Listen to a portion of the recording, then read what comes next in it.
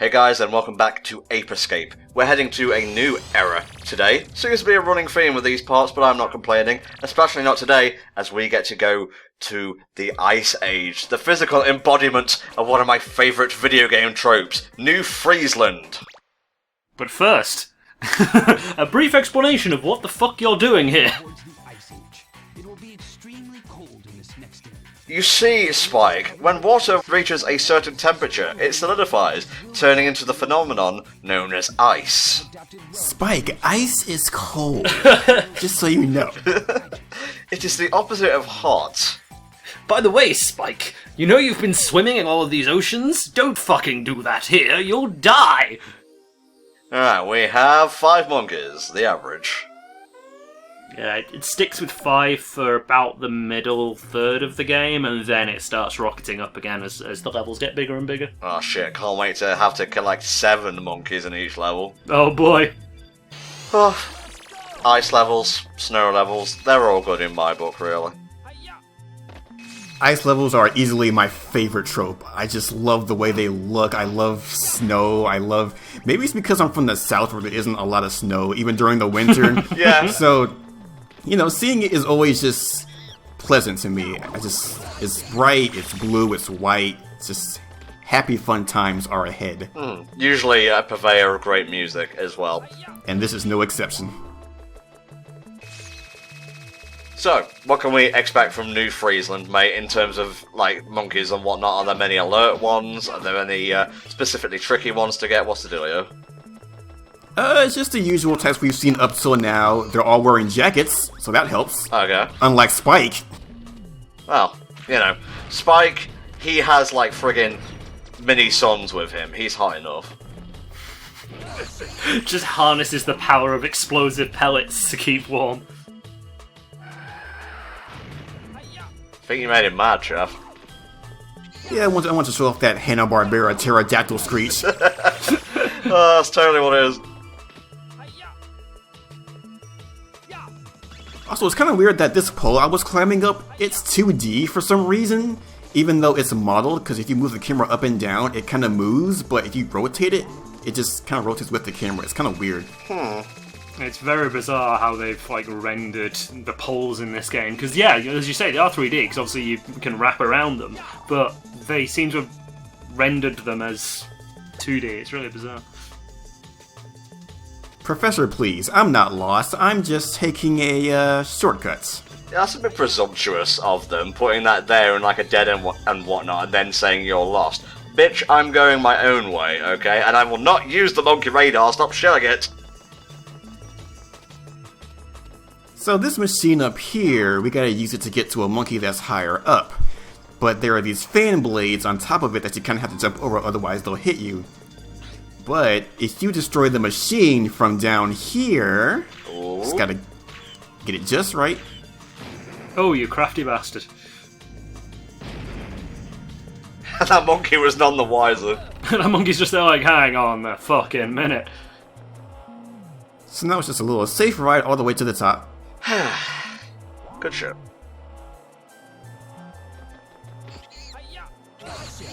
That was slick as fuck, mate. I love doing that. It's so satisfying. Nice dunk. You have to press in the left stick to do that, which is kind of weird, but it's worth it. Wow, that was a friggin' speedrun of that level. I'd like to put all my feet on the ground, please, says the mammoth. No, you're in frozen time now, deal with it. You're in frozen animation, son. Natalie's just getting slowly and slowly more disgruntled, having to do all this, like, busy work and whatnot, while the professor's in the background just staring at a wall. Just bopping quietly to himself. He's checking his sweater. I'm going through my idle animations, Natalie, we've discussed this. Alright, next ice level, bring it on. Wow, that's literally ice. I got my wish, I guess. But first... Oh yeah, bring on the new gadget. I've actually forgotten what this one is. the most important gadget of all. Whoa! The Skyfire, the most useful piece of kit in any of the Ape Escape games. Oh, this particular thing. They, like, broke the fuck out of the game at the recent GDQ, I believe, with the Sky thing. Basically, it is the platforming gadget. Mm-hmm. Also, I love that really awkward silence at the end there, just whilst the professor stares you down for a few seconds. It's just like, do you understand me, child? Do you? Well, if not, that's what the assault courses are for.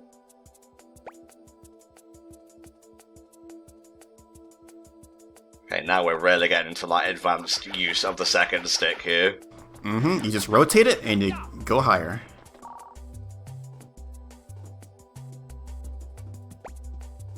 Well, Natalie, this is meant to be my lesson, so if you could stay out of this private line, I'd appreciate that. Why are you in my mailbox? Get out of here. So this is like the long jump, basically. Sort of. Basically, you know, you can use the Skyflyer from the ground or in the air. Either one works.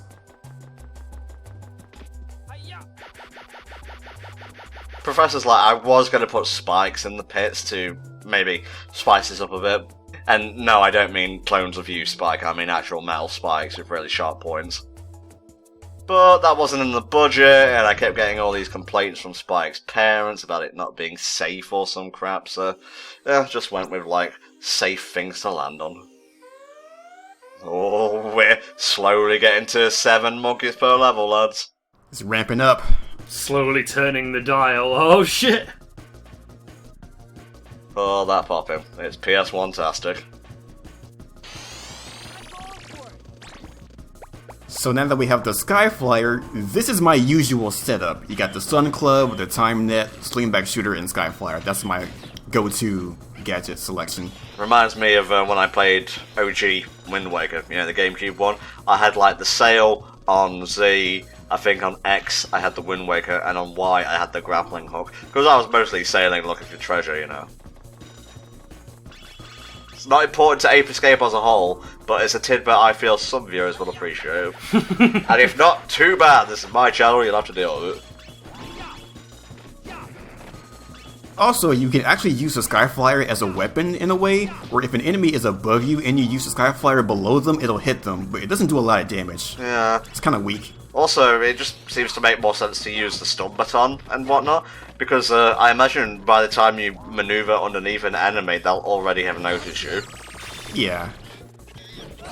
Okay, these monkeys weren't doing anything. This is a very clear home invasion situation. Yeah, you could say it was their Frosty Retreats, as the level name says. Oh, he's right.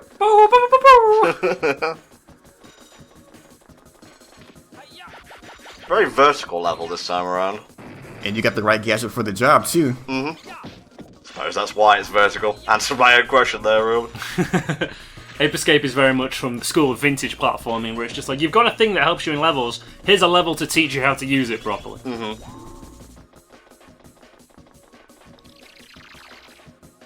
So are we, like, out of new gadgets now, or does the game have a few tricks still left up its sleeve?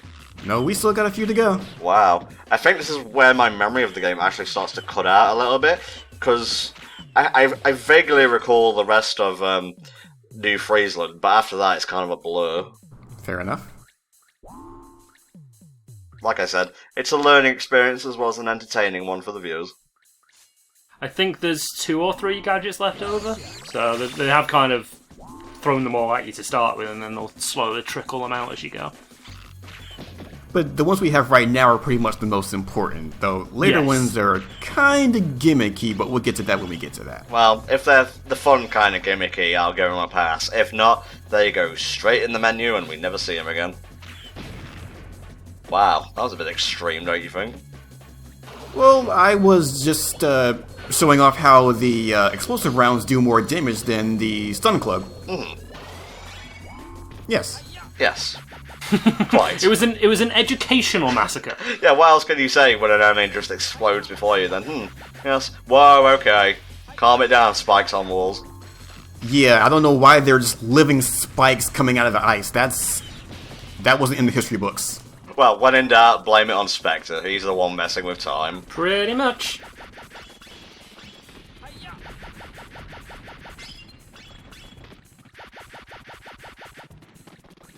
It's just so fun to be able to go over gaps and go to high places with the Skyflyer. It's a gadget for platforming's sake, you know? Yeah. We can't chill it hard enough, is what we're trying to say. Essentially, yeah. And if if you'd like to get a hold of one, then it's yours for a quick deposit of $399. Yeah. Just put it in the HFC paper. There's no guarantee you'll get it, as said gadget is fictional, but at least you'll have done a good thing. HellfireComms, it doesn't endorse the payment of $399 for a fictional sky-flying gadget. Indeed. Now, if you manage to get one for that amount of money, then good on you. Also, how? It's fictional. Oh, Tom, I'm a cosplayer. For whatever reason, that one monkey always just kind of sits there with its arms crossed for like 5 whole seconds before he sees you. He's just defiant. Yeah, it's not playing your game, chaff, really. Oh boy! Into one of these sections. With electric jellyfish. Why? Because... why not? Oh god, he's here! Get in the fucking UFO! But first... Yeah, we'll get to you. What made you think that you were my priority, monkey on island? I've got collectibles to find. But now we know what the secret of Monkey Island is. It's a hidden UFO. Ah, yes. Pretty odd. I didn't think like Tim Schafer had it in him to write that kind of thing into the series, but kudos, he pulled it off quite well. So you want to be careful with this UFO because he will shoot at you. We're far enough away, it's fine. Unfortunately as well, the homing missiles aren't super duper accurate. Dude, that was amazing. I know, I love doing that. Oh, you ever notice how I'm very easily pleased? Well, I aim to please. To be fair, these are some sweet plays. Indeed. Alright, that's 6 monkeys, carry the 2. It's still 6 monkeys. And the professor's like, did you see that awesome finishing move, Natalie? I'm going to put that on my YouTube page. Yes, Granddad, I saw it. Fucking hell, I'm not even getting paid for this. I already got 2 likes. Both of them from my sock puppet accounts. Look, Natalie, my first hater! I'm not going to block them. I'm going to see if I can try and change their mind. Okay, with a name like the Hot Springs, I'm assuming we're going to see some genre juxtaposition here. Well, you're gonna see some, you see those big steaming, spouts of steam. Yes, redundant, yes, but and there is a hot spring at the top of the mountain. But we might not see that until later. Ah, okay. Mysterious. Yes.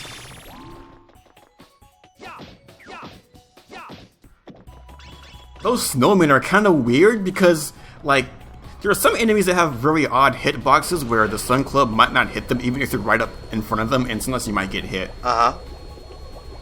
But thankfully, I got them. Good job, me. Yeah.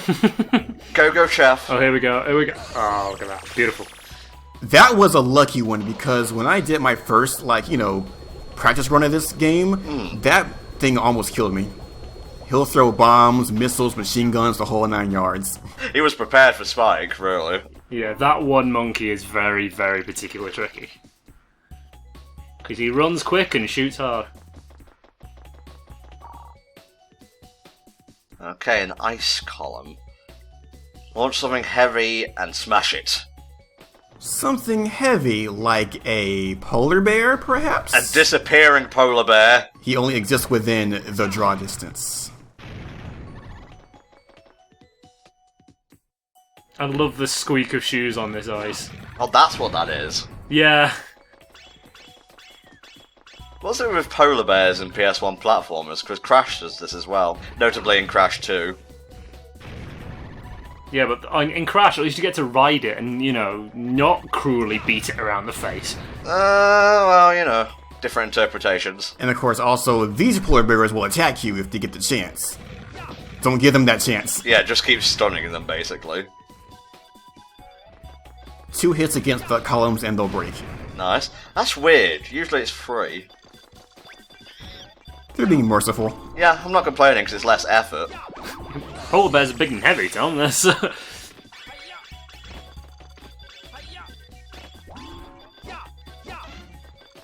As a kid, I was afraid of this part because the polar bears will always come after me, and I was like, oh, I can't handle this, and I never did this part as a kid. Okay, so fair enough. It took forever to get 100% of the game back then. Well, I had a similar thing with Ocarina of Time, because I got to the point where I think you have to go back to Kokiri Forest to, like, learn Saria's song. And I got there when it was night, so whenever I went back out to the field, all the Style children started popping up. And I was like, nope, run back into Kokiri Forest. And when you're in the forest, time does not pass. So it was one long, kerfuffle sequence where I just basically could not play the game. So I came back to it later when I was like a teenager and I beat it. End of story. Good job, Tom. I'm so proud of you. Well, you say you are, but yeah, I'll take your word for it, I guess. I enjoy the term kerfuffle situation. Two different platforming tropes. I like it. I think they probably expected you to use the super hoop and kind of dash through it, but if your timing isn't right, you're gonna get hit by the spike and just fall into the water. Mm-hmm. Gonna have a bad time. Yep, that was a bane of my existence back in the day. Oh, yes. Get out of here. Go on. Nice shot. Take two. Better shot. Beautiful. Yeah, a bit more vertical climbing as opposed to horizontal climbing. Yeah, sometimes I can take a ladder, put it on the ground, and just kind of climb over it. Reminds me of me in gym class. Well, I can't climb ropes, okay? It hurts. It does. Nicely done, Chef. Thank you.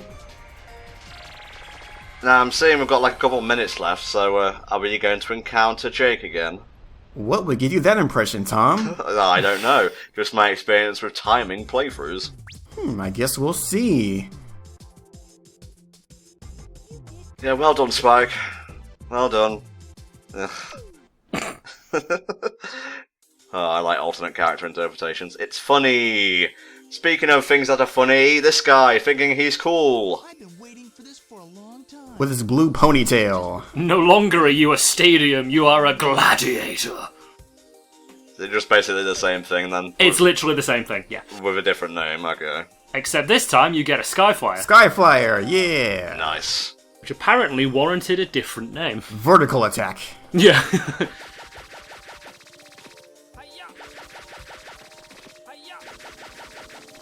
Oh man, I can imagine if you're not used to using the right stick properly, stuff like this could be really frustrating.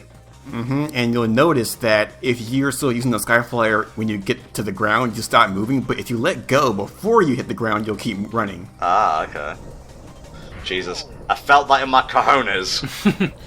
Completely intentional, though. I could probably count how many times I've gotten that on one hand. It's so hard to, keep still on that thing, because you kind of have to run along that narrow ledge, and the analog stick is kind of sensitive. Is that meant to be lava? Because it looks like carpet texture. It's lava. Okay. It's a lava texture. It's just a carpet on fire. Did you sequence break back there, by the way? Because that didn't seem like where you were meant to be going. Yeah, you're supposed to go up and over that, but if you fall down, you can still make it. It's just kind of not sequence breaking, but fail breaking. Okay. Yeah, it's just kind of a shortcut, really. Also, Jake's Skyflyer makes the cutest little noise. It's so just pathetic. Perfectly offsets his bad boy image. Yeah, just... Ah, curse you, Spike. I'll be back for a third time. Not once, not twice, but thrice. Okay, guys, we'll see you next time for more Ape Escape.